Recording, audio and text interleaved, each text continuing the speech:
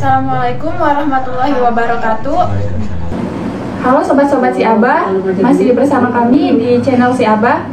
Pada video kali ini kami akan membahas mengenai aspek hukum dalam ekonomi Islam. Dan pada video kali ini kita akan membahas materi mengenai ran atau gadai syariah dan ijaroh yang merupakan sewa menyewa.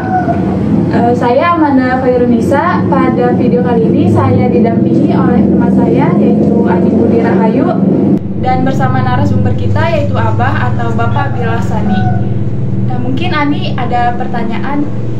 Abah, bukan saya sih. Ada pertanyaan dari beberapa sobat-sobat Abah. Pertanyaan yang pertama itu, jika seseorang nih Mbak, dia tuh kayak nyewain barang, kayak contohnya ruko, dia menyewakan ruko, jadi saya nyewain ruko ke Manda, terus nanti hasilnya itu dibagi dua sama hasil dia, dan 10%-nya itu kayak buat bayaran tempat di YouTube saya. Jadi saya nyewain dan hasilnya Jadi rukonya itu dipakai buat Manda jualan. Terus dia kayak bagi hasilnya itu ke saya karena dia udah minjem tempat itu. Itu boleh nggak dalam pandangan Islam? Itu boleh, gampang banget. Jadi nggak apa-apa kan? Nggak apa-apa. Jatuhnya kayak perharian gitu nggak apa-apa. Oh, Jadi ini dia hari ini penghasilannya segini, terus dia ngasih penghasilan 10%-nya ke saya. oh, statusnya jadi bukan sewa bulanan. Jadi kayak harian itu karena dia udah pakai tempat. Ya itu kan jatuhnya jarang ya, sewa menyewa tempat. Sedangkan apa besarannya atau caranya bagaimana ya kembali kepada kesepakatan kedua belah pihak. Artinya kalau misalnya kedua belah pihak itu setuju bahwa pembayaran yang dilakukan cukup per hari atau per bulan atau per tahun, ya kembali kepada kesepakatan, boleh-boleh aja gitu.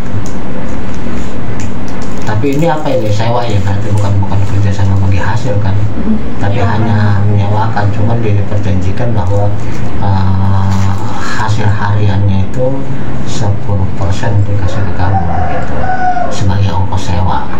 Ya boleh, kenapa enggak? Oke. Pertanyaan selanjutnya itu kayak ini Bah, bagaimana pandangan Islam terhadap penyewa yang mempergunakan fasilitas yang ia sewakan itu tapi dalam hal yang haram?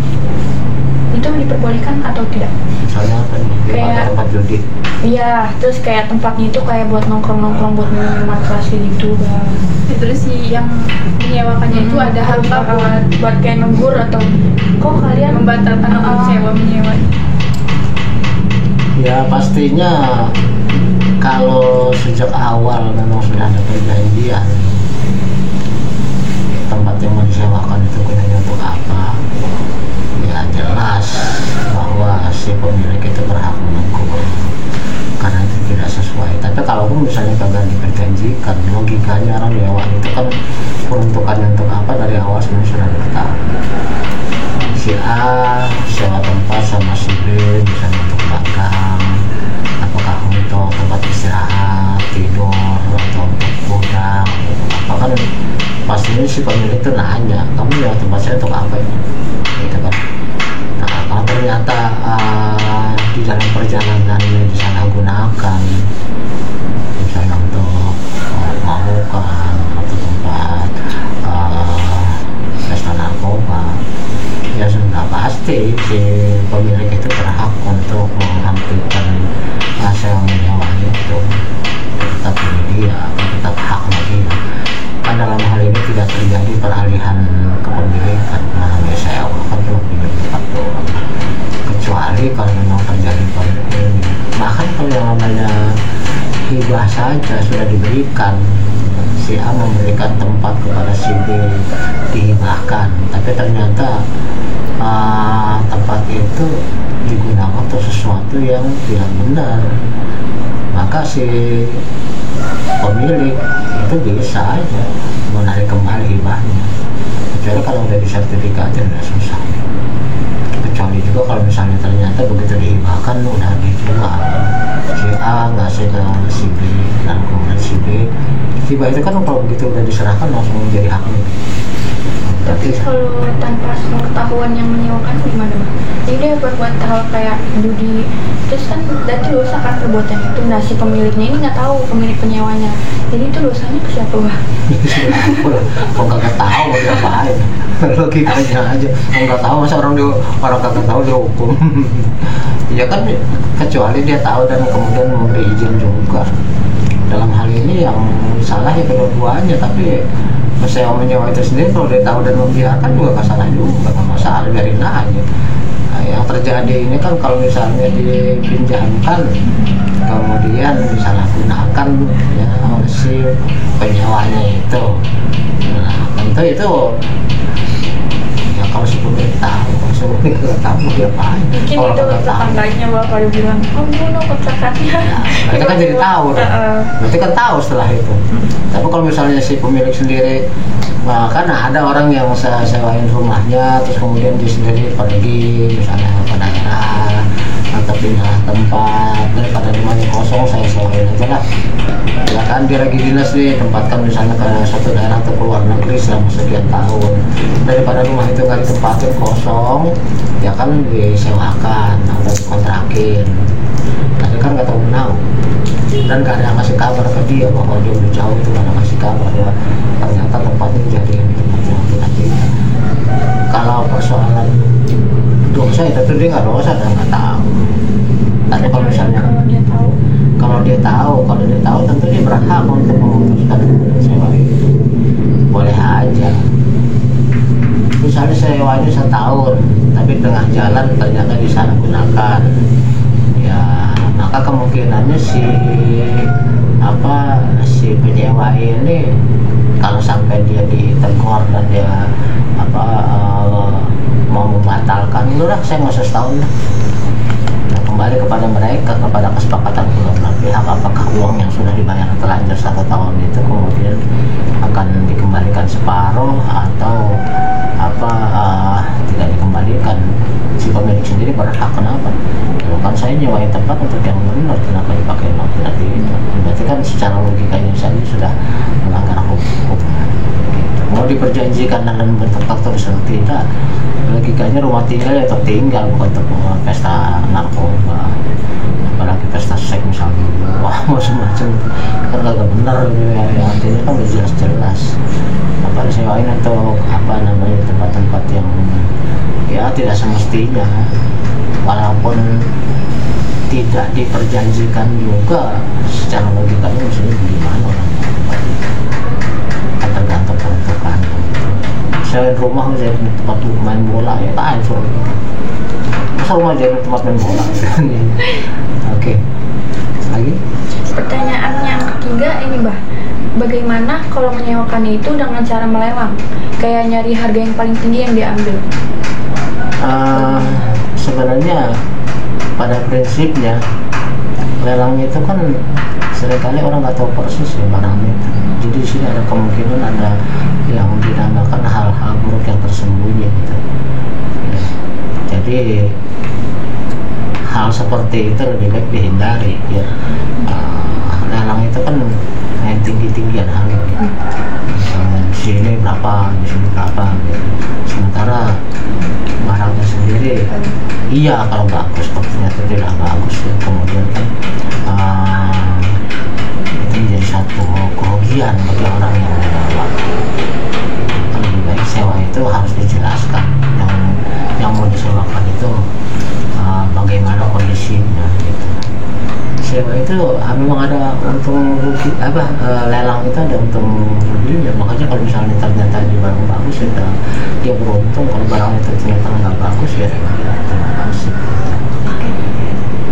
Oke, silakan yang mandal kalau yang utang ini kita ini aja santai aja gitu supaya lebih ini lagi. Mungkin saya ingin bertanya mengenai rannya nih Mbak. Jadi ada yang bertanya bagaimana jika ada seseorang itu meminjam uang gitu atau mengutang kepada kita. Nah terus dia ini memberikan jaminan dengan menggadaikan sawahnya yang ditanam padi. Lalu hasil padinya ini dibagi 2 untuk membayar hutangnya itu diperbolehkan atau tidak? Berarti di sini ada 2 kasus. pertama seseorang itu minjem uang sama seseorang, lalu kemudian dia menggantikan tanahnya, sawahnya. Lalu setelah sawah digarap dan menghasilkan, kemudian hasilnya itu dibagi paruh ya, untuk bayar hutang gitu ya. Iya. Boleh lah, boleh kan? Dalam arti kan di sini nggak ada pihak yang dirugikan. Artinya ketika dikelola kemudian menghasilkan, sebenarnya itu kan selama barang itu digadai, ya, barang itu digadai berarti kan menjadi hak milik dari hak milik masih tetap pada ini pemilik ya.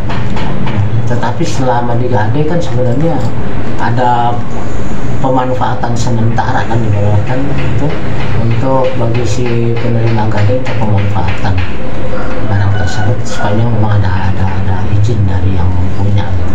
Tapi kan nggak terjadi peralihan kepemilikan. Pemilik ya tetap aja si penggadai, sementara barang itu ada di si penjual. Tapi biasanya kalau gadai tanah itu bukan tanahnya sih yang dibeli, tapi hanya surat-surat itu. Surat-surat itu mungkin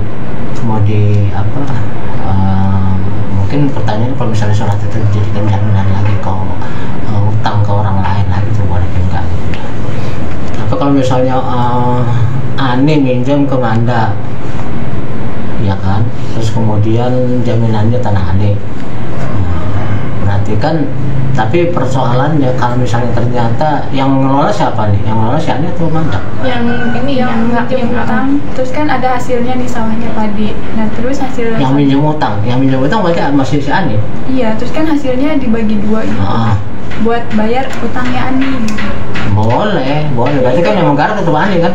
Tapi kalau utangnya lunas berarti tanahnya balik lagi ke yang pemilik kan, Mbak? Iya, dengan sendirinya. Berarti kan gadainya udah selesai kalau pinjamannya dari kalau selama berapa kali panen misalnya. Tapi kan mereka memperjanjikan ini dong, gadai itu selama berapa bulan. Kecuali kalau dari awal diperjanjikan bahwa memang saya menggadaikan tanah saya kepada kamu dan saya akan mengelola, nanti kemudian hasilnya akan saya jual, saya berikan sebagai cicilan. Nah dalam jangka waktu berapa lama itu kan kita harus ngitung. Biasanya kan yang namanya gadai itu baru sebulan, 2 bulan, 3 bulan gitu kan. Kalau nanamnya padi ya itu lama kan, berapa bulan tuh. Itu pun untung-untungan dia kalau memang ini hasilnya bagus. Kalau ternyata itu kosong itu padinya nggak ada apa-apanya, tetap aja hitungannya berarti memang Andi tetap punya utang sama Manda. Nah terus kemudian statusnya yang digadai itu mungkin suratnya kalau serahkan ke dia ya, surat menjadikan jaminan kan barang itu sama kamu dan kamu mengelola dan kamu mendapatkan hasil. Kalau kemudian kamu paruhin separuh terbayar, nggak ada masalah kayak di sini. Pertanyaannya, dalam Islam itu apakah boleh kita menggadaikan saham, Pak? Lalu apakah hak atas sahamnya itu beralih dengan digadaikannya saham ke pihak lain? Ya, sebenarnya dalam hal ini saham itu kan berarti presentasi kepesertaan seseorang terhadap modal usaha ya. Satu perusahaan bergerak atas saham-saham dari berbagai macam pihak, apalagi kalau misalnya itu suatu perusahaan terbuka TBK di mana banyak orang memiliki saham. Kemudian sahamnya itu oleh si pemilik saham digadaikan ke orang lain gitu kan ya.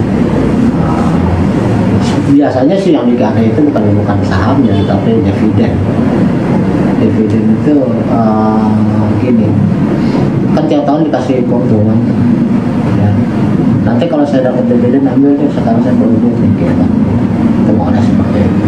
Tapi saham juga sebenarnya boleh, tapi kan yang jadi pemilik siapa? Kira-kira siapa yang pemilik saham? Apakah dengan digadai kemudian jadi dipegang atau beralih kepemilikan? Bisa tinggal yang awal-awal. Tetap yang pemiliknya, pemilik sahamnya itu yang menjadi hak milik, yang pemegang hak milik dari saham itu. Jadi dia tidak mengalami peralihan kepemilikan saham itu. Jadi dengan catatan kan apa ya, kalau misalnya dalam jangka waktu sekian bulan ternyata dia sudah dapat uang yang akan dibayarkan untuk melunasi utangnya, ya otomatis ya kembali lagi saham itu jadi oke. Ini yang terakhir nih Mbak. Jadi misalnya ada orang ingin melakukan praktik gadai gitu, dan si pegadai ini memberi jaminan barang miliknya, tapi barang ini keadaannya masih dalam belum lunas gitu ya. Barang utang itu apakah diperbolehkan Mbak, dan mungkin ada hal-hal tertentunya yang harus diperhatikan? Gini, kalau orang masih kredit itu pada dasarnya yang jadi pemilik siapa? Jadi dia ngegadainya pakai barang yang belum lunas. Iya, ngerti. Sebenarnya kamu nih, misalnya pinjam ambil leasing nih, motor, ya kredit motor. Lalu kemudian motor itu masih dalam masa tahap cicilan, terus kamu gadai atau kamu jual, gitu kan ya. Makanya yang jadi pertanyaan sebenarnya selama masa cicilan yang jadi pemilik itu siapa sih? Leasing atau kamu? Masih leasing. Ya, iya, berarti kan nggak boleh. Motor itu dulu ya. Berarti nggak boleh, nggak ada yang bukan milik sendiri. Walaupun itu cuma jadi barang jaminan aja gitu.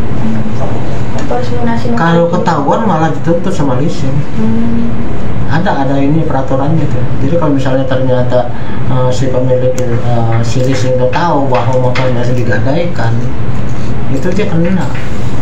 Ada undang-undangnya itu, ada undang-undang nomor berapa tentang fidusia, kalau nggak salah undang-undang nomor 44 tahun berapa, tahun 2007. Jadi kalau kita masih kredit motor lalu motornya itu digadai, kalau si leasing tahu dan tidak memberi izin, itu udah pelanggaran. Kenapa? Karena berarti kita menggadaikan barang yang bukan milik kita.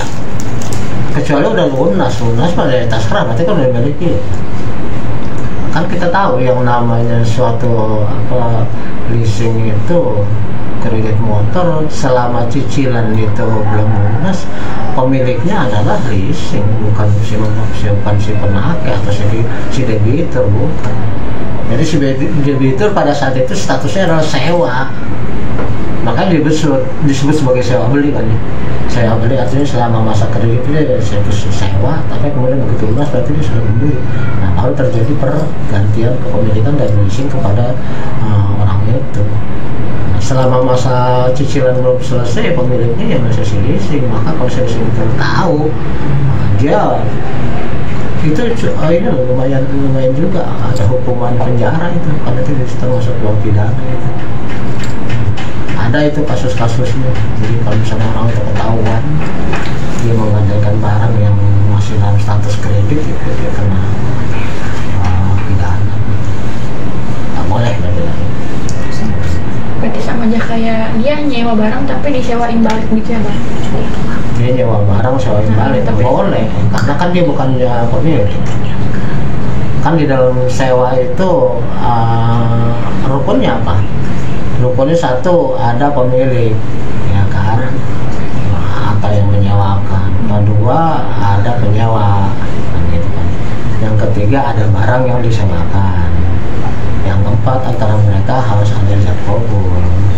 Tentu di dalam ijab qabul itu statusnya kan bukan status jual beli, tapi sewa, di mana si pemegang itu kemudian nanti akan membayar sewa kepada si pemilik dengan jumlah yang disetujui, disepakati berapa besarnya, dan juga disepakati sewa itu berapa lama, ya kan sewa itu ada batas waktunya.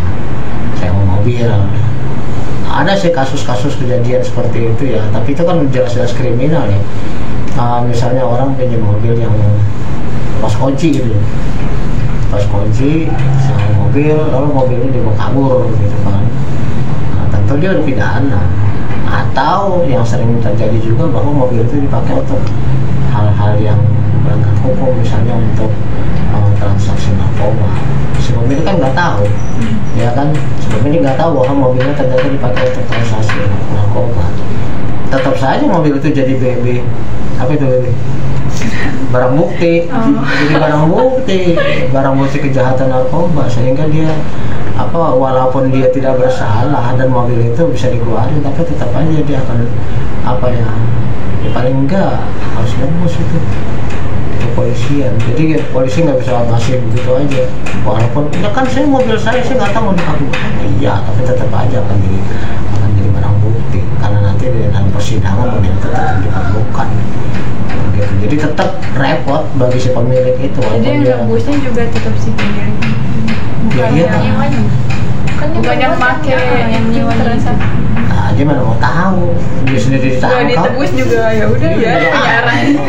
Dia mana mau tahu orang dia sendiri lagi ada urusan, misalnya untuk jual beli narkoba ya. Dia kan kena urusan narkobanya, mana mungkin dia mau nembus-nembusin. Dia mau mikir bodo amat, atau dia pikir bodo amat bukan barang kaya. Berarti antara nembus sama ya udahlah biarin daripada dia ngeluarin duit lagi buat nembus mobil itu ya, Bang. Bagi si pemilik, ya itu pas ditembus bang, gokil bang. Harga sewa berapa per hari? Per hari katakanlah umumnya antara 300-400, disewa seminggu, berarti 400 kali 7, 2.800.000. Mobil itu masa 2.800.000, mobil apaan?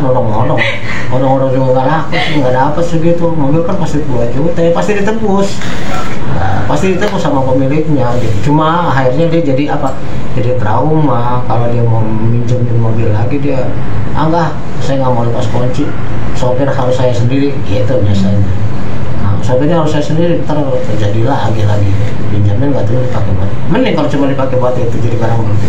Kalau dijual gimana? Ini jelas lah, namanya aja menjual barang yang bukan milik kita. Itu jelas itu barang curian kan namanya kan. Minjem kok mungkin dijual. Oke, terus Mungkin cukup sih baik. ini pertanyaan kamu udah habis nih. Seharusnya kan dua ini ya. Tapi langsung sekali jadi cuma 3 dong. 6 ini tadi 3 Iya, tapi kan itu kan gantian tuh berdua. Kali ini kan sekali jalan nih. Sekali jalan langsung pertanyaan. Oke, istirahat sebentar, nanti kita makan dulu. Tapi saya minta satu lagi deh, gantian. Siapa?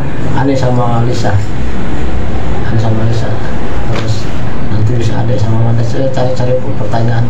Mumpung kamu ada nih, saya mau syutingin agak lumayan banyak. Jadi ada stok buat saya. Kan susah juga manggil kamu nih. Kan kita mau baju. Iya, begitu. Nah, yang ini tutup dulu deh. Siapa nih? Yang membuka siapa? Manda. Iya. Sekian dari kami gitu ya. Sekian diskusi kita kali ini.